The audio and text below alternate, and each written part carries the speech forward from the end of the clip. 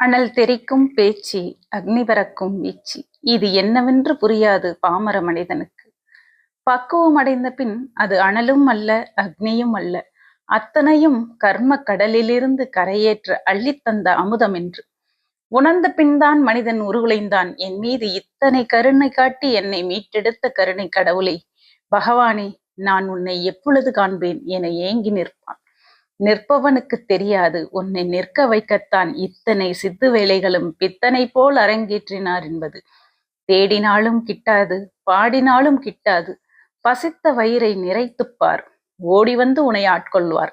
நீ நாடி செல்ல வேண்டாம், தேடி சென்று உதவி செய். உன் தேவையை தீர்த்து வைக்க பகவான் சர்க்குருநாதன் பரம்பொருள் அறிய முடியா பேரமுதம் உன்னை நாடி வருவார். கரம் பற்றி நிச்சயம் கரையேற்றுவார். அவர் அருள் அன்று அணுவும் அசையவில்லை என்ற ஞானத் தெளிவை பெற்று நன்றி பாராட்டுவாய். ஞானவள்ளல் சர்க்குருநாதனை பணிந்து வணங்குகிறேன். சர்க்குருவே போற்றி. இவள் திருத்தொண்டாற்ற பணிக்கப்பட்ட அடியேன் வைஷ்ணவி.